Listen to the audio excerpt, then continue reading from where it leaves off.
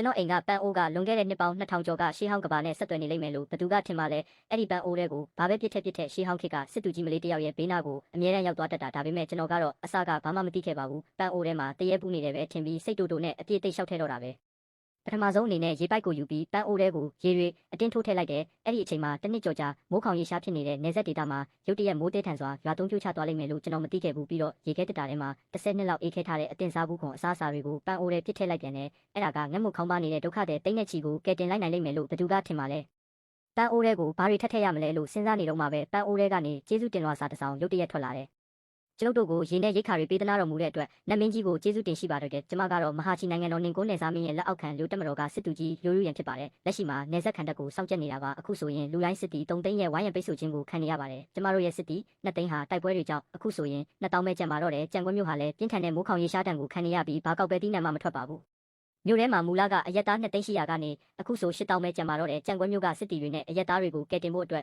နတ်မင်းကြီးအနေနဲ့ရေနဲ့ရိတ်ခါတွေထပ်မံပေးသနာပါရန်အနုညွတ်တောင်းပန်အပ်ပါတယ်ကျမနဲ့မြို့သူမြို့သားအားလုံးနတ်မင်းကြီးအတွက်နှက်ကိုဆောက်လုပ်ပြီးတားစင်မြေဆက်အမွှေးတိုင်ထုံပူဇော်ပါမယ်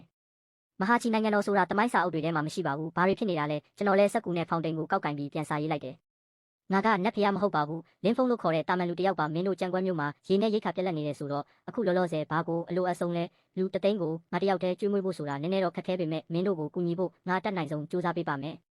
ပြန်စာကိုပန်းအိုးထဲပစ်ထည့်လိုက်တော့ဒုက္ခနဲ့အတန်တစ်ချက်ကြားလိုက်ရတယ်လူလူရန်တယောက်အရန်စိတ်လှုပ်ရှားသွားပြီးမက်တထရက်ကစာကိုတေချာဖတ်လိုက်တယ်အရှင်ကနတ်မင်းကြီးပါပဲကျမတို့ရဲ့နတ်မင်းကြီးပါကြံကွန်းမျိုးကလူတသိန်းပေးကင်းရရောက်ပါပြီနတ်မင်းကြီးကကျမတို့ကိုကယ်တင်ဖို့သဘောတူလိုက်ပြီးသူမကစုတ်တံကိုကောက်ကင်ပြီးချက်ချင်းပြန်စာရေးတယ်အခုကြံကွန်းမျိုးအတွက်အလိုအဆုံးကရင်းနဲ့ရိတ်ခါတွေပါပဲကျွန်တော်ပြန်စာကိုရလိုက်ပေမဲ့စိတ်ထဲမှာနည်းနည်းတော့ပူပန်မိသွားတယ်ကျွန်တော်ကချမ်းသာတဲ့ဒုတိယမျိုးဆက်တထေးသားဆိုပေမဲ့လည်းလူတသိန်းကိုကျွေးမွေးဖို့ဆိုတာမလွယ်ဘူးလေမိဘတွေခြံထားခဲ့တဲ့အမွေနဲ့အများစုကအိမ်ချမ်းမြေတွေဖြစ်ပြီးငွေသားအများစုကအမွေခွန်ဆောင်တာနဲ့ကုန်တလောက်ဖြစ်နေပြီးအခုဘဏ်ကတ်ထဲမှာရွမ်3တန်းကျော်ပဲကျန်တော့တယ်လူတသိန်းစာရိတ်ခါဆိုတာမနေဘူးပတ်စံအများကြီးကုန်ပါရိတ်ခါတွေစုဆောင်ဖို့ငါ့ကိုရနေနေလောက်အချိန်ပေးပါအရင်ဆုံးမင်းတို့စီကရေကန်ကြီးတစ်ခုကိုရှာပြီးတန်ရှင်းရေးလုပ်ထားလိုက်မနှက်ဖြန်ကြရင်ရေပြဿနာကိုအရင်ဖြေရှင်းပေးမယ်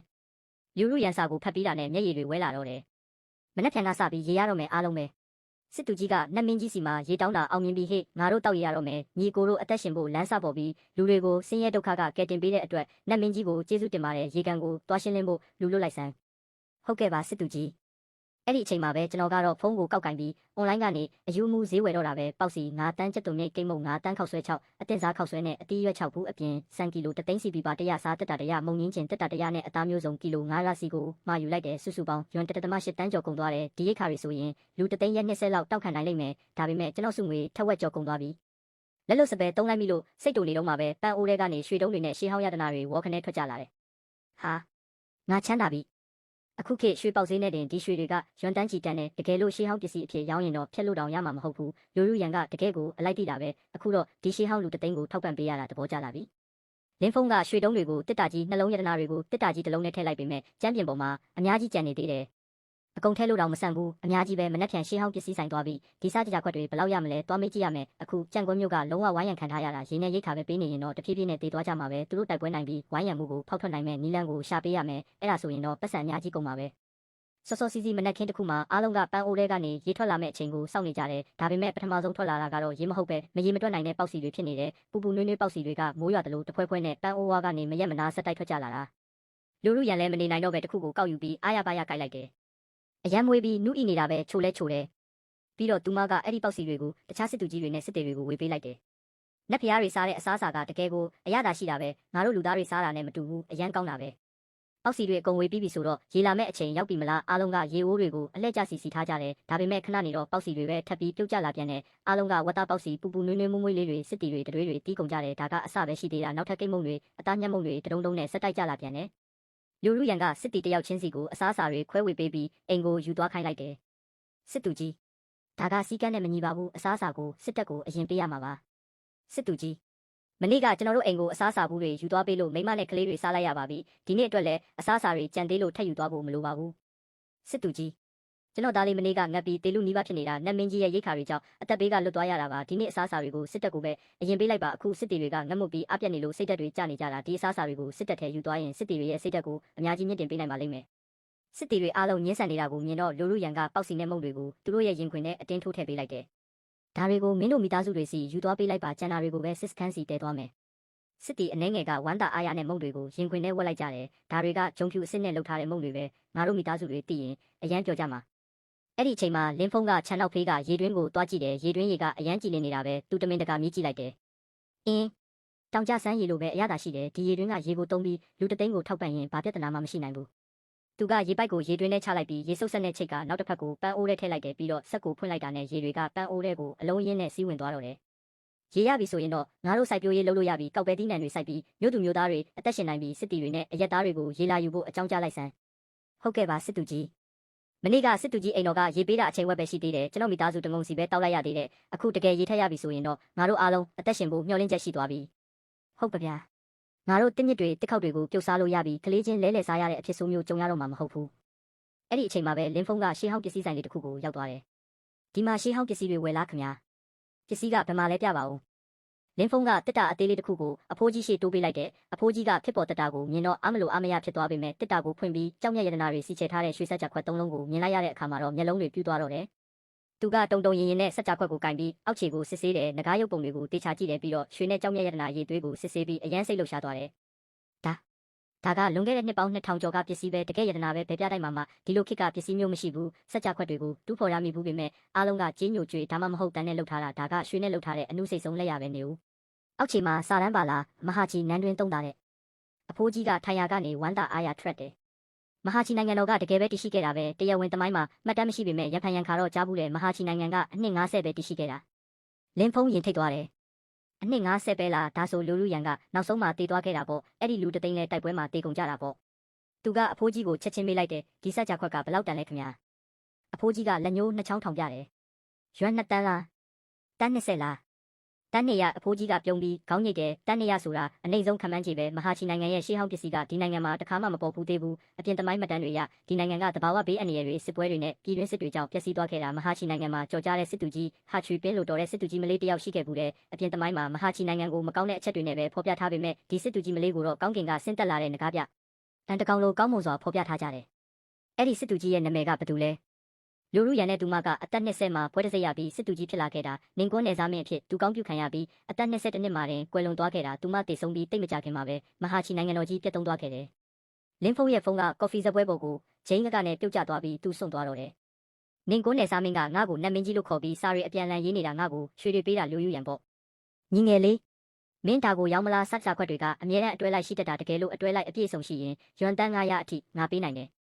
လင်းဖုံးရင်ထဲမှာတုံ့လောက်သွားတယ်သူလူလူရန်ကိုငငယ်ရွယ်ရွယ်နဲ့မသေးစေချင်ဘူးရွမ်တန်း900ဆိုရင်လူတသိန်းကိုကျွေးဖို့လုံလောက်ပေမဲ့သူမရဲ့တပ်ဖွဲ့ဝင်2000ကလူတိုင်းစစ်တီ3သိန်းကိုအနိုင်တိုက်ဖို့ဆိုရင်တော့လုံးဝမလုံလောက်သေးဘူးလင်းဖုံးသွားကိုကြိတ်ပြီးကြံတဲ့စကြခွက်တစ်လုံးကိုထပ်ထုတ်လိုက်တယ်ကျွန်တော်မှအတွဲလိုက်ရှိပါတယ်တန်း900ကတော့နဲလွန်းတယ်အဖိုးကြီးမူကအတွဲလိုက်ရှိနေတာကိုမြင်တော့ဝမ်းသာလုံးလို့မျက်မှန်တောင်ပြုတ်ကြမတက်ဖြစ်သွားပြီးကြည်မှန်ပြီးလူနဲ့တေချာစစ်ဆေးတယ်ဟုတ်တယ်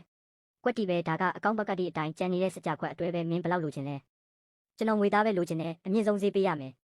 အဖိုးကြီးမူရဲ့မျက်လုံးတွေပြူးသွားတယ်မင်းတန်း600လိုချင်တာလားလင်းဖုံးခေါင်းညစ်ပြလိုက်တယ်အဖိုးကြီးမူကတွေ့ဝေနေတာကိုမြင်တော့လင်းဖုံးကစက်ကြခွက်ကိုပြန်သိမ်းဖို့ထွက်လိုက်တယ်အဖိုးမှငွေအလုံးလောက်မရှိရင်ကျွန်တော်ဘေးကဆိုင်ကိုပဲသွားမိလိုက်ပါမယ်နေဦးငါမှငွေသားအဲ့လောက်အများကြီးချက်ချင်းမရှိလို့ပါနာယူဝက်လောက်ဆောင်ပါငါရဲ့ပါတနာတွေကိုခေါ်ပြီးပတ်စံစုဆက်ပြီးဝယ်ပါမယ်ကောင်းပြီအခုဒီတန်း600နဲ့လူလူရန်နဲ့သူမရဲ့စစ်တီတွေစီကိုအကောင်းဆုံးရိတ်ခါနဲ့ပစ္စည်းတွေပို့ပေးလို့ရပြီအဲ့ဒါဆိုသူတို့တေးရမှာမဟုတ်တော့ဘူးတကယ်ကိုကောင်းမွန်တဲ့ကိစ္စပဲလွန်ခဲ့တဲ့နှစ်ပေါင်း2000ကမဟာချီနိုင်ငံမှာဒီလောက်လက်ရမြောက်တဲ့ပစ္စည်းတွေရှိခဲ့တာပဲနှမျောစရာကောင်းလိုက်တာလူလူရန်သာအစောကြီးမတည်ခဲ့ရင်မဟာချီနိုင်ငံကိုဥဆောင်ပြီးတိုင်းပြည်တွေကိုစီးလုံးစီကမြောက်ပိုင်းလူရိုင်းတွေရဲ့ကျူးကျော်မှုကိုတွန်းလှန်နိုင်မှာတကယ်ကိုကောင်းကင်ကပါရမီရှင်ကိုမနာလို့ဖြစ်တာပဲအတီးရွက်တွေအကုန်ယူမယ်မုံလာဦးနီတွေလည်းအကုန်ယူမယ်ကစုံဦးအာလူပြောင်းဘူးအကုန်လုံးကိုကားပေါ်တင်လိုက်ပါအရက်ပြန်အနာချက်ဆေးတွေးတိတ်ဆေးပတ်တီခွဲစိတ်တာအကုန်လုံးထုတ်ပိုးပေးပါပြီးတော့အစင်လာစာလုံးနဲ့ရိုးရှင်းစာလုံးနှိုင်းရှင်ချက်စရာအဘိဓာန်ကြီးလက်စရာဝန်လက်ဆွဲစာအုပ်စစ်တီတော်လေ့ကျင့်ရေးလက်ဆွဲစာအုပ်စစ်တေနင်ကဖြူဟာကျန်းတမျိုးစီကိုအုပ်ရည်3ဆက်စီပေးပါရှေးဟောင်းကဘာမှာတော့အိုးဖះရည်ကျွန်တော်တက်မှာဒီလောက်အစားအစာအများကြီးမမြင်ဘူးအသားတွေစစ်သူကြီးဒါအသားတွေပဲကျွန်တော်တို့အသားနဲ့မရတာဘယ်လောက်တောင်ကြာပြီလဲစစ်သူကြီးဒီစာလုံးတွေကကျွန်တော်တို့စာလုံးတွေနဲ့မတူဘူးဒါတွေကနတ်မင်းကြီးတို့ဘက်ကစာလုံးတွေပဲငါတို့ရဲ့အစင်လာစာလုံးတွေကိုရိုးရှင်းအောင်လုပ်ထားတာနောက်ကြရင်ဒီဇယားကိုကြည့်ပြီးစာဖတ်တတ်အောင်တင်ကြဒါတွေကနတ်မင်းကြီးရဲ့စာအုပ်တွေပဲအားလုံးတေချာလေ့လာကြရမယ်စစ်သူကြီးဒီနဘန်းတက်နီးကတိုက်ပွဲမှာဘလို့ကူညီပေးမှလဲကျွန်တော်ကိုတအုပ်ပေးပါလားခင်ဗျာတ ယောက်တအုပ်စီရမယ်မလူကြနဲ့ဒါကစေးချမ်းပဲကာလာဝမ်ယောဂါကိုဘယ်လိုကူရမလဲဆိုတာတောင်းပါသေးတယ်ဒီစာအုပ်ရှိရင်ငါတို့ဆရာဝန်တွေယောဂါပေးကိုကြောက်เสียမလို့တော့ဘူးတေချာလေးလာပြီးလူနာတွေကိုကဲတင်ကြစမ်းဟုတ်ကဲ့ပါစစ်သူကြီးငါတို့မှာရေလည်းရှိပြီးရိတ်ခါလည်းရှိပြီးစေဝါတွေလည်းရှိပြီးနတ်မင်းကြီးရဲ့ကျေးဇူးကိုဘယ်တော့မှမမေ့ပါဘူးမြို့ထဲမှာစံပြုတ်ယုံတွေစောက်ပြီးအရက်သားတွေကိုစံပြုတ်တွေဝေပေးနေကြတယ်ဒီပစ္စည်းတွေကတမိုးကြီးလုံးနဲ့မြို့ထဲမှာရိတ်ခါတွေရှိနေတာကိုဖုံးကွယ်ထားလို့ရမှာမဟုတ်ဘူးလူရိုင်းတွေကမြို့ကိုအတင်းအဓမ္မတိုက်ခိုက်လာကြလိမ့်မယ်ငါတို့ရဲ့ခန်းစစ်တပ်ဖွဲ့2000ကရန်သူ3သိန်းကိုတောက်ခံနိုင်မှာမဟုတ်ဘူးမြို့ရိုးကိုပြုပြင်ဖို့ကောက်ညှင်းဆန်ထုံးတဲ့အုပ်တွေကိုဝယ်ရမယ်လက်နက်လုပ်ဖို့ဂျင်းနီတတူရိုင်းတွေလည်းလိုတယ်လင်းဖုံးကစပြန်လိုက်တယ်ငါမင်းတို့အတွက်ဂျင်းနီအစားတန်ချောင်းတွေလဲပေးမယ်တဲပီလက်မြင်တဲ့အုပ်တွေကိုတုံးပြီးမြို့ရိုးဆောက်ရင်ပိုခိုင်ခန့်လိမ့်မယ်ပြဿနာကမင်းတို့ခေတ်ပေါ်ဆောက်လို့ရင်းနီလန်းကိုနားလည်ပါမလားပဲဒါတွေကဘာတွေလဲကြည်စံနတ်မင်းကြီးကငါတို့ကိုမြို့ရိုးဆောက်နီးတင်ပေးနေတာဒါကဖျက်ဆီးလို့မရတဲ့အထူးတန်တတူလားဒါကတန်မဏိပဲတန်ထက်ပိုမာတယ်တန်မဏိရှိရင်ငါတို့လက်နက်ကောင်းတွေလုပ်လို့ရပြီစစ်သူကြီးဒီတန်မဏိတွေကိုကျွန်တော်စီပဲအပ်လိုက်ပါမျိုးတွေကပန်းပဲဆရာတွေကိုစရင်သွင်းပြီးကျွန်တော်ကင်တွယ်လိုက်ပါမယ်လူအင်အားကိုအတက်နိုင်ဆုံးစုဆောင်းမှာအိမ်အောင်စုစရင်အတိုင်းစုဆောင်းမှာထန်ချင်ပါလူတစ်စုဆောင်းရေးအမိန့်ကိုထုတ်ပြန်လိုက်စမ်းလက်မှုပညာသည်တွေကတလကိုဆန်နဲ့ပိတာဂျုံမုံတပိတာနဲ့မုံငင်းဖြူသုံးထုတ်ရမယ်တရက်ကိုနှစ်နဲ့ကျွေးပြီးနေစရာအခမဲ့ပေးမယ်ကျေးဇူးတင်ပါတယ်စစ်သူကြီးစစ်တီတစ်တွေလည်းစုဆောင်းနေပြီးစစ်တီတစ်တွေကတလကိုဆန်5ပိတာဂျုံမုံ2ပိတာနဲ့အတီးရွက်3ပိတာရမယ်ဟုတ်ကဲ့ပါစစ်သူကြီးရှေးဟောင်းပစ္စည်းဆိုင်ကအဖိုးကြီးကလူလူရန်ဟာအသက်22နှစ်မှာတည်ဆုံးခဲ့တယ်လို့ပြောခဲ့တာကြောင့်ကျွန်တော်ရင်ထဲမှာမွန်းကျက်နေမိတယ်မဖြစ်ဘူးငါသူမကိုကယ်ရမယ်လင်းဖုံးကစာရေးလိုက်တယ်လူလူရန်မင်းအိပ်ပျော်ပြီလားဒီအချက်တဲကနေဘလို့ရုံထွက်မလဲဆိုတာဆွေးနွေးရအောင်လူလူရန်ကပြန်စာရေးတယ်လူရန်လည်းနီးလန့်ရှာနေပါတယ်အခုအရက်သားတွေကိုစစ်တပ်ထဲဝင်ဖို့စီးရုံနေပါတယ်အများဆုံးစစ်တီတစ်2000ပဲရနိုင်မယ်မူလတစ်ဖွဲ့2000နဲ့ပေါင်းရင်4000ပဲရှိမယ်4000နဲ့3သိန်းဆိုတာကွာခြားချက်ကကြီးမလုံးပါတယ်ငါတို့မှာစစ်လက်နက်ပစ္စည်းလုံလောက်ရဲ့လားဒါလန်တိုင်းတန်ချက်ကလေးနဲ့မြားဘလောက်ရှိလဲငါတနက်တွေပေးခြင်းပေမဲ့ဒီမှာကလက်နက်တွေကိုတင်းကျပ်စွာထိန်းချုပ်ထားလို့ပါချက်ဝတ်တစားတစုံကိုရွမ်6000ကျော်ကုန်ကြပြီးလူလေးတောင်းစာအတွက်ရွမ်တန်း240ကုန်ကြမှာဖြစ်တယ်လင်းဖုံးကချက်ဝတ်တစား1000ထမ်းမိုးသား9000နဲ့ချင်းတူးလေးတရအပြင်တခြားလက်နက်တွေကိုမှာယူလိုက်တယ်သူသေးခမရကတကယ်ကိုရက်ရောတာပဲစုစုပေါင်းရွမ်တန်း220ကျတင်ပါတယ်မနက်ဖြန်ရှေးဟောင်းပစ္စည်းတွေထပ်ရောင်းရမယ်နတ်မင်းကြီးကိုစိတ်ပူအောင်လုပ်မိတာလူရန်ရဲ့အဖြစ်ပါကျမနတ်မင်းကြီးရဲ့ယုံကြည်မှုကိုစောင့်သိပြီးမြို့သူမြို့သားတွေကိုဝိုင်းရံမှုကနေခေါ်ထုတ်သွားပါမယ်နတ်မင်းကြီးနားနေပြီဆိုတော့ကျမမနှောက်ယှက်တော့ပါဘူးထံမိုးသားနဲ့ချင်းတူးလေးဆိုတာပါလေဒါကတကယ်ကိုအစွန်းထက်တဲ့ဓာပဲဘိဆနုတန်နဲ့တွန်းလုပ်ထားလို့အရန်ထက်မြက်ပြီးခိုင်ခန့်နေငါပန်းပဲထုလာတာတစ်သက်လုံးမှာဒီလောက်အစွန်းထက်တဲ့ဓာတ်ရှင်မျိုးမမြင်ဘူးဒီတန်မဏိကယုံနိုင်လောက်အောင်မာကြောတာပဲတဒုံဒုံထုနေစရာမလိုပဲလက်နဲ့တိုက်ရိုက်လုပ်လို့ရတယ်စစ်သူကြီး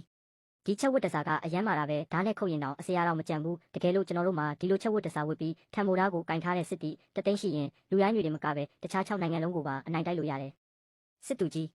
ကျွန်တော်တို့မှာချင်းတူးလေးတရပဲရှိတာနဲလုံးနဲ့နတ်မင်းကြီးစီကနေထပ်တောင်းလို့ရမလာ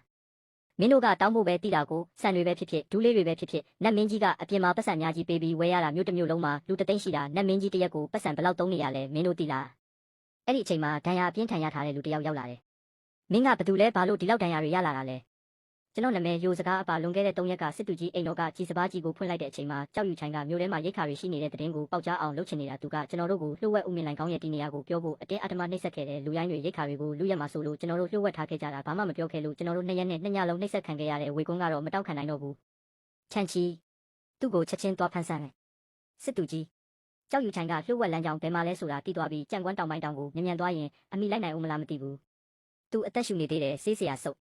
သူ့ကိုအသက်ကယ်ဆေးချက်ချင်းတိုက်လိုက်ငါးနောက်ကိုလိုက်ခဲ့ကြချင်းတူးလေးယူလာခဲ့ရဲ့လားတလက်ယူလာပါတယ်စစ်သူကြီးစုတ်ခွာကြစစ်သူကြီးရိတ်ခါတဲ့င်းကိုဖုံးကွယ်ထားလို့မရတော့ဘူးမနှက်ဖြန်ဒါမှမဟုတ်ဒီနေ့တကောင်ရံမှာတင်လူရိုင်းစစ်တပ်အလုံးရင်းနဲ့ရောက်လာတော့မယ်စစ်သူကြီးလူရိုင်းတွေလှုပ်ရှားနေပြီးအခုသူတို့လီ30အကွာမှာရှိနေပြီးတဖြည်းဖြည်းနီးကပ်လာနေပြီစစ်တီများအားလုံးနားထောင်တိုက်ပွဲအတွက်ပြင်ဆင်ကြဟုတ်ကဲ့လျို့မင်းလူ3000နဲ့ချင်းတူးလေးတက်ဖွဲ့ကိုခေါ်ပြီးဥမင်လိုင်ကောင်းဝါကိုတွားဆောင်ကြတဲ့လူတွေမြို့တကားကိုစောင့်ကြတလန်းမှနောက်မဆုတ်ကြနဲ့ဘာလဲဟာငါယွန်တန်းနဲ့ရကြော်သုံးထားတာကိုကြံကွက်မြို့ကကြားတော့မှလားမဖြစ်နိုင်တာနေဦးငါမင်းတို့အတွက်တောင်တထောင်လုံးကိုဖြိုချပေးမယ်လင်းဖုံးကဖုံးဆက်လိုက်တယ်ဦးလေးရှောင်းကျွန်တော်ရမ်းပြီလူအမြောက်များလိုချင်လို့ရောင်းဖို့ရှိလားခင်ဗျာရှောင်းဖုံးလားဘာလို့ရုတ်တရက်ဖုံးဆက်တာလဲဘယ်အဆောက်အုံကိုဖြိုဖျက်မလို့လဲရမ်းပြီလူကတရားဝင်မှတ်ပုံတင်ပြီးခွင့်ပြုချက်လိုတယ်လေဦးလေးကျွန်တော်အဆောက်အုံဖြိုမှာမဟုတ်ပါဘူးတောင်တထောင်လုံးကိုဖောက်ခွဲပစ်ဖို့အများကြီးလိုတာပါဈေးကွက်ပေါက်ဈေးထက်ငါးဆပေးပါမယ်မဖြစ်ဘူးမင်းဘာတွေရှောက်လို့မလို့လဲတစ်ဆက်စပေးမယ်ဦးလေးမရောက်ရင်ကျွန်တော်မီရှူမီပန်းတွေဝယ်ပြီးကို့ဘာသာရမ်းလုပ်လိုက်မယ်ကဲထားပါတော့ဦးလေးမင်းအတွက်တတုတ်ရှာပေးမယ်ဒါပေမဲ့ဒါကိုပြည်တွင်းမှာမသုံးပါဘူးလို့ကတိပေးရမယ်ဘသူကမှဒဏ်ရာမရစေနဲ့ပြဿနာတက်ရင်မင်းတာဝန်ယူရမယ်သဘောတူပါတယ်ဦးလေးဒါတွေကအပြစ်အနာစာရှိလို့ပြန်အန်းထားတဲ့ပစ္စည်းတွေပဲတောင်တထောင်ဖြိုဖို့တော့လောက်ပါတယ်ပြဿနာတက်ရင်ဦးလေးကိုဆွဲမထဲနဲ့တ တိပါပြီဦးလေးအကုန်ယူပါမယ်ဘလောက်ကြတင်လဲခင်ဗျာတန်း20သဘောတူပါတယ်အခုပဲငွေလွှဲလိုက်မယ်ဒီရန်တွေကလျှို့ဝှက်ဥမင်လိုင်ကောင်းကိုဖြိုချဖို့လောက်ပါလိမ့်မယ်ရန်တွေကိုထည့်တဲ့အခါအထူးသတိထားကြပါတကယ်လို့ပောက်ကွဲရင်အားလုံးကုန်သွားလိမ့်မယ်ရှေးဟောင်းကဘာမှာတော့စုံကွန်ဓာတ်သွေးတာကိုမြင်တော့ကနတ်မင်းကြီးရဲ့အစွမ်းကအံ့ဩစရာအကောင်းဆုံးပဲလို့ထင်ခဲ့တာဒါပေမဲ့မိုးထီအောင်မြင့်တဲ့အဆောက်အုံကြီးတစ်ခုဒုံးကနဲ့အတန်နဲ့အတူပြဖြစ်ပြိုကျသွားတာကိုဗီဒီယိုထဲမှာမြင်လိုက်ရတဲ့အခါကျမှနတ်မင်းကြီးရဲ့လက်နက်ကဒီထက်မှကအစွမ်းထက်မှန်သိလိုက်ရတော့တယ်စစ်သူကြီးဒါကတကယ်နတ်မင်းကြီးရဲ့လက်နက်ပဲမျက်တောင်တစ်ခတ်တွင်မှာရန်သူထောင်ပေါင်းများစွာကိုတတ်နိုင်တယ်လူရိုင်း3သိန်းဆိုတာဘာမှမဟုတ်တော့ဘူးဒါတစ်ချက်တည်းနဲ့တင်သူတို့ကြောက်လန့်ပြီးထွက်ပြေးကုန်ကြလိမ့်မယ်နတ်မင်းကြီးစီကနေဒီရန်တွေကိုပေးသနာဖို့တောင်းပန်ပါတယ်ဒါကချင်းတူးလေးထက်အများကြီးပိုအစွမ်းထက်တယ်နတ်မင်းကြီးရဲ့ကဘာမှာမြင်မာတဲ့အဆောက်အုံတွေအများကြီးရှိပြီးလူတွေကတိမ်တွေပေါ်မှာနေထိုင်ကြတာလမ်းတွေကလည်းကားတွေပေးချင်းရှင်မောင်းလို့ရအောင်ကျယ်ဝန်းပြီးအဲ့ဒီတန်တစ်တာတွေကအမြန်ဆုံးမြင့်ထက်တောင်ပုံမြန်သေးတယ်နတ်မင်းကြီးနဲ့ကျမတို့ကြားကကွာခြားချက်ကနည်းနည်းနော်နော်မဟုတ်ဘူ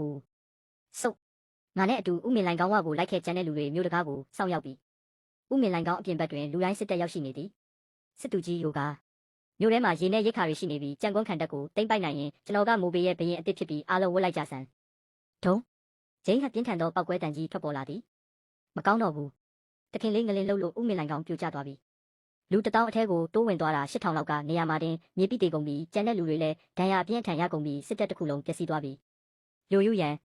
ငါမင်းကိုအစိမ့်လိုက်ဝါစားပစ်မယ်လူရိုင်းစစ်သူကြီးရိုဂါကဒေါသတကြီးကျုံးဝလိုက်တော်သည်မင်းသားငယ်ကျွန်တော်တို့ဒီနေ့စစ်မတိုက်တင်သေးဘူးရာဒီဥတုကောမြေပြင်အနေထားကောလူအင်အားကောဘယ်အရာမှကျွန်တော်တို့ဘက်မှာမရှိဘူးသုံးခုစလုံးတစ်ခုမှအဆင်မပြေဘူးစစ်ပွဲတစ်ပွဲတောင်မနိုင်သေးဘူးစစ်တီ1000တေဆုံးသွားပြီဒါဟာနိမိတ်မကောင်းဘူးငလင်လောက်တာရက်သွားတဲ့အထိစောင့်ပြီးမှစစ်တီတွေကိုထက်လို့ရအောင်မြို့ထဲမှာရေနဲ့ရိတ်ခါတွေအပြည့်ရှိတယ်အကယ်၍ကျွန်တော်တို့ကြံကွန်းခံတက်ကိုမသိမ့်ပိုက်နိုင်ရင်စစ်တီတွေဟာမကြခင်ငက်ပြက်ပြီးတေးကြလိမ့်မယ်3ရက်အတွင်းဘာပဲဖြစ်ဖြစ်ကြံကွန်းခံတက်ကိုငါသိမ့်ပိုက်ပြမယ်တက်ဆုပ်ပြေးပြီးဟေးသူတို့သာနောက်မဆုပ်ရင်တစစီဖြစ်သွားအောင်ငါတို့ဖောက်ခွဲပစ်လိုက်မှာဂူဝမှာလူရိုင်းစစ်တီတွေအများကြီးပဲအခုတော့တောင်အောက်မှာမြေမြုပ်ကုန်ပြီးဟာတော်တော်အားရဖို့ကောင်းတာပဲဖရားကြီးဖောက်ခွဲမှုကအောင်မြင်သွားပြီးလူရိုင်းတွေတက်ဆုပ်သွားကြပြီးကျွန်တော်တို့လူတွေတယောက်မှထိခိုက်ဒဏ်ရာမရဘူးမတည်ဘူးငါတို့နိုင်ပြီးလူတက်မတော်အောင်ပွဲခံပြီးဘယ်သူမှဒဏ်ရာမရဘူးနေဦးမင်းတို့အတွက်ညစ်နက်စာနဲ့တွဲတောက်ဖို့ဘီယာသွားယူပေးမယ်အောင်ပွဲခံပါတီလုပ်ကြတာပေါ့နတ်ဖရားမင်းစစ်သူကြီးတွေနဲ့စစ်တီတွေဟာဒီညမျိုးကိုဆက်ဆောင်ကြရအောင်မှာပါဒီလောက်ထိအလုရှုပ်ခံစရာမလိုပါဘူးအလုရှုပ်တယ်ဟုတ်လားရှောက်ပြောမနေနဲ့နားထောင်စမ်းပါပဲဖြစ်ဖြစ်ဒီပါတီကိုလုပ်မှာပဲကဲစားကြစမ်းဒါကတကယ်ကိုအမုန်းကောင်းတာပဲအရသာကရှယ်ဘဲဟေးနက်ပြည်ကငကားသားတောင်ဒီလောက်အရသာရှိမှာမဟုတ်ဘူးနတ်ဖရားတွေလို့ခေါ်တာမဆမ်းပါဘူးတော်တော်ကောင်းတာပဲနေဦးဒါကချိုးပြီးတကယ်ကိုလန်းဆန်းစေတာပဲတယောက်ကိုတပလင်းပဲမူးအောင်မတောက်ကြနဲ့တကယ်ဂျိုးရက်ပဲအချိန်ကအမုန်းတက်တာဒီလောက်ပြင်းတာမျိုးမတောက်ရတာကြာပြီးအကယ်၍နတ်ဖရားတာမရှိရင်ကျွန်တော်သားလေးငတ်သေးတာကြားလာပြီးမျောလင်းချက်မဲ့ပြီးဘာလို့ရမှန်းမသိဖြစ်ခဲ့တဲ့အတိတ်ကခံစားချက်မျိုးကိုဘဝမှာဘယ်တော့မှထပ်မကြုံချင်တော့ဘူးအခုဆိုကျွန်တော်သားလေးတောင်ဝလာပြီးသူကကျွန်တော်အရသာရှိတဲ့အစားအစာတွေယူလာပေးမှာကိုနေတိုင်းစောင့်နေတတ်တယ်အခုကစပြီးကျွန်တော်အသက်ဟာစစ်သူကြီးနဲ့နတ်ဖရားအတွက်ပဲအဲ့ဒီတော့ကကျမရဲ့သမီး2ယောက်ဟာတေလူမျိုးပါဖြစ်နေခဲ့တာအကယ်၍အစင်တင်စားထမင်းမှုတွေတာမရှိရင်အခုလိုအသက်ရှင်နေမှာမဟုတ်ဘူးစစ်သူကြီးကျမစစ်သူကြီးကိုဂါရဝပြုပါတယ်ကျွန်တော်မျိုးတော်ကိုပြန်ကျင်ပြီးကျွန်တော်အမေမှာရိတ်ခါကြံသေးရဲ့လားမသိဘူးအမေကိုလွမ်းတယ်ငါကမင်းတို့ရဲ့စစ်သူကြီးပဲမင်းတို့အားလုံးကိုမြို့တော်စီဘေးကင်းကင်းနဲ့တေချာပေါက်ပြန်ပို့ပေးမယ်နတ်ဖျားပေးသနာထားတဲ့ရန်ပုံတွေချင်းခစ်ဒူးလေးတွေအပြင်မကုံနိုင်မခန်းနိုင်တဲ့ရေနဲ့ရိတ်ခါတွေပါရှိနေတော့ငါတို့တေချာပေါက်နိုင်ရမှာပါငါတို့နိုင်မှာပါနတ်ဖျားရဲ့ကဘာမှာလာမင်းကြီးကဘလို့ပုံစံရှိမလဲသိချင်မိရဲ့တကယ်ကိုလှပတာပဲအားတင်းထားပါဦးကျွန်တော်ရဲ့လှပတဲ့စစ်သူကြီးမလေးကိုကာကိုလာကတောက်လို့ကောင်းရဲ့လားအရန်ကောင်းပါတယ်ကျွန်တော်ဘဝမှာအမြဲတမ်းလှုပ်ချင်ခဲ့ပေမဲ့ဘယ်တော့မှလုပ်နိုင်မှာမဟုတ်ဘူးလို့ထင်ထားတဲ့အရာတစ်ခုရှိခဲ့တယ်ဒီနေ့မင်းကိုဒီကိုကာကိုလာတိုက်ခွင့်ရတာဟာကျွန်တော်ရဲ့အိမ်မက်တစ်ခုပြည့်သွားတယ်လို့ပဲအဲ့ဒါဘာလဲဟင်လူရန်ကနတ်ဖျားအတွက်ကူညီပေးလို့ရမလားကျွန်တော်ငငယ်တုန်းကအိမ်မက်တစ်ခုရှိခဲ့တဲ့ချင်းရှီဟွမ်ချင်းဧကရစ်စီကိုကမ္ဘာမြေပုံတစ်ခုပို့ပေးပြီးကမ္ဘာကြီးကလုံးနေဆိုတာကိုသိစေချင်ခဲ့တာပြီးတော့တရုတ်ပြည်အပြင်တခြားနိုင်ငံတွေအများကြီးရှိသေးတယ်ဆိုတာကိုလည်းပြောပြချင်ခဲ့တယ်သူ့ရဲ့တမနီတမတော်ကြီးသားဆိုဥရောပအထိတောင်ချီတက်နိုင်လောက်တယ်ပြီးတော့ဟွာမူလန်စီကိုလည်းကိုကာကိုလာတပလင်းနဲ့ဘောလုံးတစ်လုံးပို့ပေးချင်ခဲ့သေးတယ်သူစစ်သေးဝင်တုန်းကအရန်ငယ်သေးတာပျော်ပျော်ပပဆော့ကစားရမယ့်အရွယ်ပဲရှိသေးတာလေသူသားဆိုကိုကာကိုလာနဲ့ဘောလုံးကိုတေချာပေါက်သဘောကျမှာချင်းရှီဟွမ်ဟုတ်လားကျမဘာလို့တခါမှမကြားဘူးရတာလဲယူရန်ပြီးတော့ဟွာမူလန်ကဘသူလဲနတ်ဖျားကသူ့ကိုအရန်သဘောကျလာလားစံရိတ်ခါပိတာချင်း3တန်းကျင်း3တန်းရေဘေးကယ်ဆယ်ရေးပစ္စည်းတွေအားလုံးပေါင်းရင်10တန်းကျော်သွားပြီးကုန်ပစ္စည်းတွေထပ်ဖြစ်ရမလားဟုတ်ကဲ့ဆက်ပြီးပို့ပေးပါ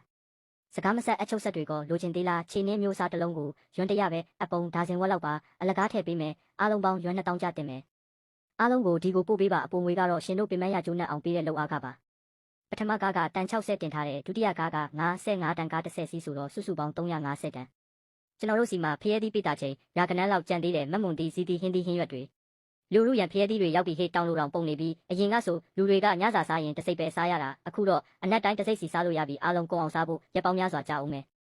ကျန်တဲ့ဖျဲသီးတွေကိုမြေအောက်ခန်းတူပြီးတင်ထားလိုက်ပြီးတော့လူတိုင်းကိုအိမ်ပြန်ရင်ဖျဲသီးနှလုံးစီယူသွားခိုင်းလိုက်ပါအမြန်မစားရင်ပုတ်ကုန်လိမ့်မယ်အသီးတွေကတကယ်ကိုကြီးပြီးချိုတာအရန်ကောင်းတယ်လူရိုင်းတွေဘယ်တော့မျိုးကိုလာတိုက်မယ်လို့ထင်လဲဟွန်း စစ်သူကြီးလိုလင်ကကျွန်တော်ရဲ့ဂျူနီယာညီနောင်ပါငါတိတယ်လိုရင်းကိုပဲတက်တက်ပြောစမ်းပညာသင်ကျောင်းမှာတော့ကသူ့ရဲ့အရေးချင်းကကျွန်တော်အောက်မှာအမြဲရှိခဲ့တာ10နှလုံးလုံးဒုတိယနေရာမှာပဲရှိခဲ့တာပါပိုဆိုးတာကသူကနိမိတ်ဖက်တာကိုအရန်ယူသွတ်တဲ့အကယ်၍ကျွန်တော်တို့ကနတ်ဆရာတွေကိုနိမိတ်ဖက်ခိုင်းရင်သူတို့ဘယ်နေ့ဘယ်အချိန်မှာစစ်ချီလာမလဲဆိုတာကြိုသိနိုင်ပါတယ်လူတယောက်နတ်ဆရာတွေကိုအခုချက်ချင်းခေါ်ခဲ့စမ်းဟုတ်ကဲ့နတ်မေးကြဆိုမင်းတို့တယောက်ချင်းစီနိမိတ်တစ်ခုစီဖက်ကြဒီရက်ပိုင်းတွင်ဘယ်နေ့ဘယ်အချိန်ကမြို့ကိုတိုက်ခိုက်ဖို့အကောင်းဆုံးလဲဆိုတာတွက်ချက်စမ်းအဖြေမှန်တဲ့သူကိုစုအဖြစ်စံတအိတ်ပေးမယ်အားလုံးအရင်ဆုံးဖျဲသည့်တစ်လုံးစီအိမ်ကိုယူသွားကြအသီးကိုအရင်ယူပြီးမှအလုတ်စကြဒီညတကောင်ကျော်လို့မှန်အောင်တွက်ချက်နိုင်တဲ့သူကိုစံပိတ်တာ20ကျင်း20အပိုပေးမယ်အကယ်၍လူတိုင်းတွေဒီညတိုက်ခိုက်လာရင်ဒါဟာပြီးခဲ့တဲ့တစ်နှစ်အတွင်းအပြင်းထန်ဆုံးတိုက်ပွဲဖြစ်လာလိမ့်မယ်တဆရာတွေတွက်ချက်တာကတော့သူတို့ဒီညတကောင်ရံမှာစစ်စားတင်တိုက်လိမ့်မယ်တဲ့ယူရန်ကတော့ဒီအတွက်ယုံကြည်မှုမရှိဘူးဘလို့ရလက်ထွက်လာမလဲဘယ်သူမှမသိနိုင်ဘူးအကယ်၍ကျမဒီတိုက်ပွဲမှာတကယ်ပဲတေဆုံးသွားခဲ့ရင်ဒီဘဝမှာနတ်ဖရားရဲ့ကျေးဇူးတွေကိုဘယ်တော့မှဆက်နိုင်တော့မှာမဟုတ်ဘူးနောက်ဘဝကြရင်တော့မြို့သူမြို့သားတွေနဲ့ဘယင်ကိုကယ်တင်ပေးခဲ့တဲ့နတ်ဖရားရဲ့ကျေးဇူးကိုဆက်ဖို့အတွက်ယူရန်ဟာနတ်ဖရားရဲ့ကျွန်တယောက်ဖြစ်အစေခံဖို့အသင့်ပါပဲဒီတက်တာထဲမှာတော်ဝင်မိသားစုကပေးသနာထားတဲ့ပစ္စည်းတွေပါပါတယ်ဂျူနီယာစစ်သူကြီးမိုဖန်လန်ကနတ်ဖရားစီကနေဖနက်အစုံ100နဲ့ခြေအိတ်အစုံ200ပေးသနာဖို့တောင်းခံအပ်ပါတယ်နတ်ဖရားလည်းကိုစိတ်နှစ်ပါးပေးကင်းပါစေဘာလဲဒီတောင်းဆိုမှုတွေအားလုံးကိုဖြည့်ဆည်းပေးရမယ်ဟုတ်လားသူတို့ဒီညမျိုးကိုတိုက်တော့မှလားယူလူရန်ကဒီစာကိုတေတန်းစာလိုမျိုးရေးထားတာပဲအခြေအနေတွေကဘာလို့ဒီလိုဖြစ်သွားရတာလဲငါသူ့ကိုကူညီဖို့ဘာလုပ်ပေးနိုင်အောင်မလဲစစ်တီ2000က3သိန်းကိုရင်ဆိုင်ရမှာလားဂျူကော့လျန်ကောင်းမင်းတကြော့ပြန်အသက်ရှင်လာရင်တော့ဒီအခြေအနေကိုကဲနိုင်မှာမဟုတ်ဘူးစစ်တီအင်အားကွာခြားချက်ကကြီးမားလို့နဲ့လက်နက်ချလိုက်တာကပိုကောင်းမယ်တေလဲတေခန့်စစ်ပဲကစားနေရင်မျောလင်းချက်မရှိဘူးကျွန်တော်တို့ဘက်ကဥအောင်ထွက်တိုက်ရမယ်ရန်သူတက်ရင်ငါတို့စုပ်ရန်သူတက်စခန်းချရင်ငါတို့နောက်ဆက်ရန်သူပန်းရင်ငါတို့တိုက်ရန်သူစုပ်ရင်ငါတို့လိုက်အကယ်၍ငါတို့ရဲ့လက်နက်ကရိယာကပုံညံ့ရင်တက်ကောင်ရံမှာပျောက်ကြားစနစ်နဲ့ချောင်းမြောင်းတိုက်ခိုက်မယ်ငါတို့ရဲ့လက်နက်ကရိယာကပိုတာရင်နေကင်းကြောင်တောင်မှာသွားပြီးနောက်ဆက်မယ်ဒါကို10ရက်ကနေလောဝက်လောက်အထိဆက်လုပ်သွားရင်ရန်သူတွေစိတ်ပြက်ပြီးစုပ်ခွာသွားလိမ့်မယ်ပျောက်ကြားစစ်စင်ရေးရန်သူကိုနှောက်ယှက်ဖို့ပျောက်အိုးတွေကိုတုံးမယ်ကျွန်တော်အခုချက်ချင်းပျောက်အိုးတွေအကုန်လုံးသွားဝယ်လိုက်မယ်မင်းတို့ကအဲ့ဒီပျောက်အိုးတွေကိုလူရိုင်းတွေရဲ့မြင်းဖင်တွေမှာချီထားလိုက်သူတို့ကိုမမောင်းထုတ်နိုင်ရင်တော့တစ်စခန်းလုံးပယံပတ်တာဖြစ်သွားအောင်လုပ်လို့ရတယ်သူထေးမင်းစီမှာရှိတဲ့ပျောက်အိုးအရှိတွေနဲ့မီးစာကြိုးအရှိတွေအကုန်လုံးဝယ်မယ်ငါတို့စီမှာဖောက်တယ်ကြီးရှိတယ်မင်းပြောတာတွေအားလုံးကတကယ်ပဲလားရာနှုန်းပြည့်အမှန်ပဲအဲ့ဒီလူပြောတာကမြို့ထဲကနေထွက်တဲ့လှုပ်ဝက်ဥမင်လိုင်ကောင်းတစ်ခုရှိတယ်တဲ့တစ်ခုကတောင်ဘက်ကိုဥတီပြီးနောက်တစ်ခုကမြောက်ဘက်ကိုဥတီတဲ့ကုန်တယ်တွေကအခွန်ဆောင်ဖို့တိတ်တဆိတ်တူးထားကြတာသူကပြီးခဲ့တဲ့အချိန်တိုက်ပိတ်ထားတဲ့ထဲကနေကျွန်တော်တို့ဆွဲထုတ်လာတဲ့သူလေးအဲ့ဒီလမ်းဘေးလူမိုက်လာဟုတ်တယ်သူပဲလူရိုင်းတမတော်ရဲ့ပင်မအင်အားစုကမြို့တကားအရှိဘက်14လိုက်အကွာမှာစခန်းချထားတဲ့မြောက်ဘက်နဲ့တောင်ဘက်စစ်မျက်နှာတွေမှာလည်းခန့်စစ်ပြင်ဆင်ထားတာရှိပေမဲ့ပင်မအင်အားစုထက်အများကြီးပိုအားနေတဲ့အကယ်၍ကျွန်တော်တို့ကလူရိုင်းတမတော်ရဲ့စစ်ဝတ်စုံနဲ့တန်ချက်ကာတွေကိုဝတ်ဆင်ပြီးမြောက်ဘက်နဲ့တောင်ဘက်ကနေပတ်သွားရင်သူတို့ရဲ့ပင်မမြင်းဆောင်စီတက်တက်သွားလို့ရမယ်ကောင်းပြီစစ်သူကြီးဒီကိစ္စကိုကျွန်တော်နဲ့လူဦးစီပဲလွှဲထားလိုက်ပါဘေးကင်းကင်းနဲ့တေချာပေါက်ပြန်လာခဲ့ကြငါတို့အောင်မြင်ပြီးဟေ့လူရိုင်းတွေရဲ့မြင်းဆောင်ကစောင့်ကြက်တာတော်တော်ပေါ့ရော့တာပဲသူတို့ငါတို့ကိုမြို့ထဲကနေထွက်ရဲလိမ့်မယ်လို့လုံးဝမထင်ထားကြဘူးငါတို့ကသူတို့စခန်းရဲ့အနောက်ဘက်ကနေမြင်းတွေကိုဆွဲထုတ်လာတာဘယ်သူမှတော့လက်မကြည့်ကြဘူ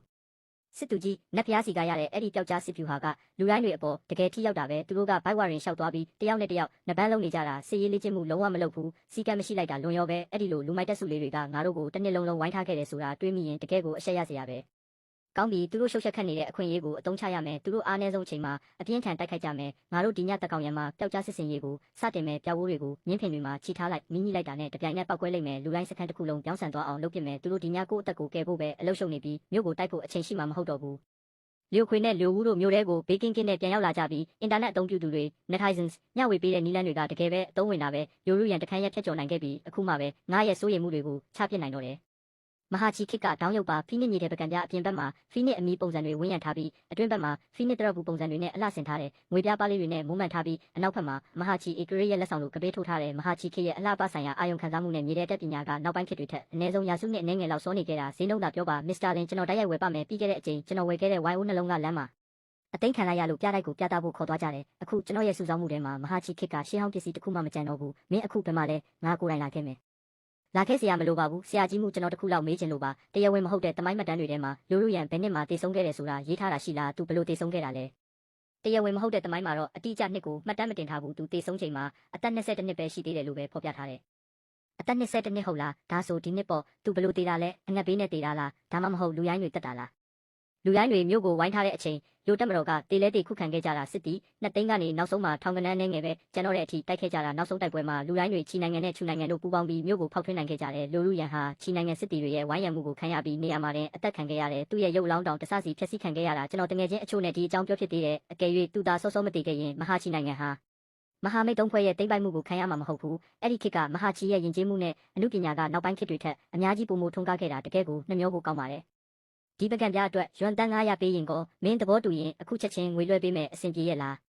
ဆရာကြီးမှုကဒီပကံပြားကိုတကယ်သဘောကျတာပဲနော်အလီပေးအလီဖိနဲ့လားကျွန်တော်အရန်နာမည်ကြီးတဲ့တမိုင်းပညာရှင်တယောက်ကိုမေးကြည့်တော့တရားဝင်မဟုတ်တဲ့တမိုင်းမှတ်တမ်းတွေအရမင်းဟာကြံကွန်းတိုက်ပွဲမှာတေဆုံးလိမ့်မယ်လို့ဆိုတဲ့ကြံကွန်းခံတပ်ဟာနောက်ဆုံးမှာချူနိုင်ငံချီနိုင်ငံနဲ့လူရိုင်းမဟာမိတ်တပ်တွေရဲ့တိမ့်ပိုက်မှုကိုခံရလိမ့်မယ်မင်းဟာချီနိုင်ငံစစ်တီတွေရဲ့ဝိုင်းရံတပ်ဖြတ်မှုကိုခံရလိမ့်မယ်လို့ယူရန်မင်းအသက်ရှင်နေနိုင်ပါစေလို့ငါမျှော်လင့်ပါတယ်ပြီးတော့ချူချီနဲ့လူရိုင်းတွေရဲ့ပူးပေါင်းတိုက်ခိုက်မှုကိုလည်းတေချာပေါက်တတိထားပါစစ်မြင်း2000ကျော်စစ်တီ3000ကျော်ထွက်ပြေးကုန်ပြီးသူတို့ဟာမြင်းအုပ်တွေတိုးဝေနေမိလို့ပယံပရာဖြစ်ကုန်ကြတယ်လူရနဲ့ချီပြီးနင်းမိလို့တေကုန်ကြပြီးဒါဘယ်သူလုပ်လဲဆိုတာတော့မင်းတို့မသိဘူးဟုတ်လားဒါမျိုးတွေကစစ်သူကြီးလို့လောက်တာပါသူတို့မျိုးထဲမှာအောင်းနေတာတနည်းရှိပြီးငုံငက်တွေလိုပဲမြင်းတွေကိုလက်ဖြန့်သွားအောင်လုပ်တဲ့ပြောက်အိုးတွေကဘဲကနေမြေကြီးတွေကထွက်လာတာလေသတင်းပို့ပါတယ်မြောက်ဘက်စခန်းချောင်းမြောင်းတိုက်ခိုက်ခံရပြီးစစ်သူကြီးမိုလန်ဟာလိုက်လံဖမ်းဆီးစဉ်ပောက်ကွဲမှုကြောင့်နေရာမှာတင်တေဆုံးသွားပါပြီမိုလန်တေးပြီးဟုတ်လားငါကိုယ်တိုင်ယာတူတိုးပေးထားတာသူကနဘန်းချန်ပီယံလ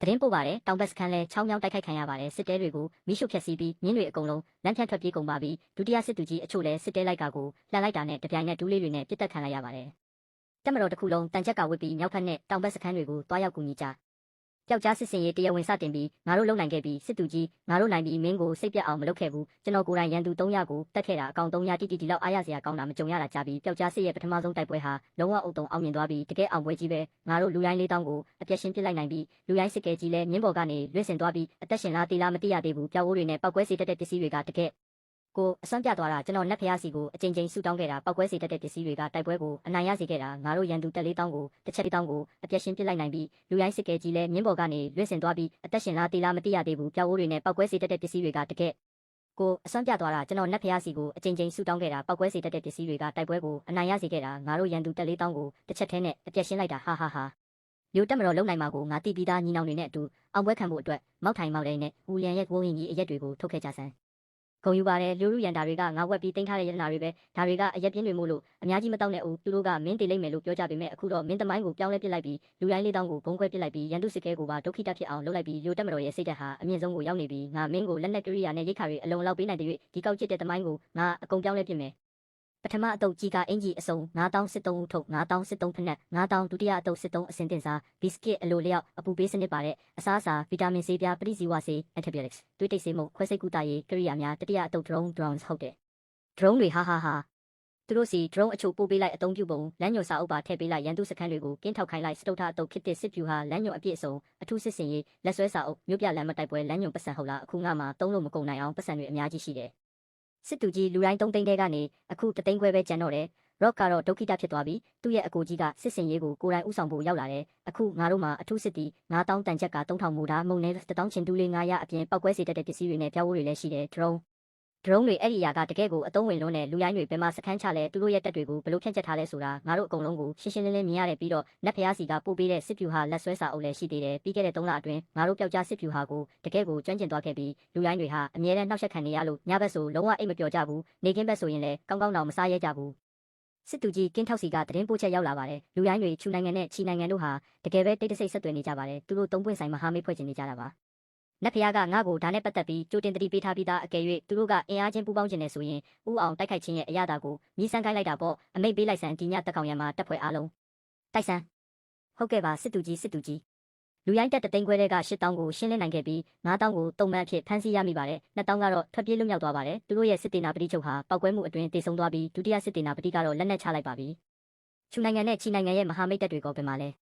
ဲစစ်တူကြီးချူနိုင်ငံနဲ့ချီနိုင်ငံရဲ့တပ်တွေဟာနေဆက်ကိုဖျက်ကျော်ရုံပဲရှိသေးတာလူရိုင်းတွေလုံးဝအုပ်တုံချေမုန်းခံလိုက်ရပြီဆိုတာကြားတာနဲ့ချက်ချင်းပဲနောက်လှည့်ပြီးထွက်ပြေးသွားကြပါတယ်သူတို့ပြေးတာတော်တော်မြန်တာပဲစစ်တူကြီးလူကတော့လုံးဝလမ်းနဲ့ဟိတ်လူတက်မတော်တက်တော်ရှိပါစေငါတို့အသက်ရှင်ပြီးငါတို့တကယ်ပဲအသက်ရှင်ကြံရစ်ခဲ့ပြီစစ်တူကြီးမမရော့ဒါလေးယူပါကျေးဇူးပါကွယ်အမေကပြောတယ်မမကသမီးတို့အသက်ကိုကယ်ခဲ့တာတဲ့သမီးကြီးလာရင်လည်းစစ်တူကြီးဖြစ်ချင်တယ်ကောင်းပါပြီမမမင်းကိုစောင့်နေမယ်နော်အိုးနတ်ဖျားမင်းကျမလူလူရန်ဟာကျမတာဝန်ကိုကျေပွန်ခဲ့ပါပြီကျမတို့ကြံကုန်းခံတက်ကိုကာကွယ်နိုင်ခဲ့ပါပြီလူရိုင်းတွေလည်းတက်ပြတ်သွားပါပြီခြူနဲ့ချီတက်တွေလည်းဆုတ်ခွာသွားကြပါပြီဒါတွေအားလုံးဟာနတ်ဖျားမင်းသာမရှိရင်ဖြစ်လာနိုင်မှာမဟုတ်ပါဘူးနတ်ဖျားမင်းကကျမကိုအသက်ရှင်နေစေချင်တယ်လို့ပြောခဲ့ဘူးလေနော်အခုကျမအသက်ရှင်ကြံရစ်ခဲ့ပါပြီကြံကုန်းခံတက်လည်းဘေးကင်းသွားပါပြီဒီအတွက်ကြောင့်မဟာချီနိုင်ငံရဲ့ကံကြမ္မာလည်းပြောင်းလဲသွားနိုင်ပါတယ်ဒါပေမဲ့ကျမနတ်ဖျားမင်းကိုဘလို့ကျေးဇူးဆက်ရမလဲမသိဘူးအကယ်၍နောက်ဘဝဆိုတာရှိခဲ့ရင်မြို့တော်နဲ့တိုင်းသူပြည်သားတွေကိုကယ်တင်ပေးခဲ့တဲ့နတ်ဖျားရဲ့ကျေးဇူးကိုဆက်ဖို့လူရန်ဟာဘာမဆိုလုပ်ပေးဖို့အသင့်ပါပဲလူယူရန်မင်းနောက်ဘဝအထိမျှော်လင့်နေစရာမလိုပါဘူးဒီဘဝမှာတင်ကောင်းကောင်းမွန်မွန်အသက်ရှင်ပါမင်းကိုယ်တိုင်ရဲ့စစ်သူကြီးဖြစ်အောင်လုပ်ပါမင်းရဲ့မြို့ကိုစောင့်ရှောက်ပါမင်းရဲ့ပြည်သူတွေကိုကာကွယ်ပါအကယ်၍မင်းမှာအခွင့်အရေးရှိရင်မင်းကိုငါမြင်ခွင့်ပေးပါလူရန်နတ်ဖျားမင်းရှင်ကျမကိုမြင်ကျင်တယ်လို့ပြောခဲ့တယ်နော် ဒါဆိုရှင်ကဒီလိုပုံစံရှိတာပေါ့ကိုကာကိုလာကတောက်လို့ကောင်းရဲ့လားအရန်ကောင်းပါတယ်ရှင်နောက်ထပ်တစ်ပလင်းတောက်ဦးမလားဟုတ်ကဲ့တောက်ပါမယ်